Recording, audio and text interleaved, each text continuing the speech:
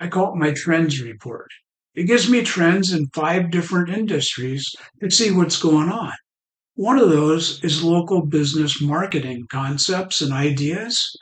And that idea that I kept seeing every day for a couple of weeks was, well, it was standing out in my head. You see it that often. And it was that local businesses are being found by AI and not just SEO. What that really means to you and me is that many times now, instead of going to somebody's website to find them, we just go to, well, maybe Gemini on our phone, or maybe on your Apple phone, you just search with Google AI overviews now. Sometimes it only comes up with one business when you ask the question. You know, it's really interesting, but it's something that most website owners, most small businesses don't understand. So here's what I want you to take from this.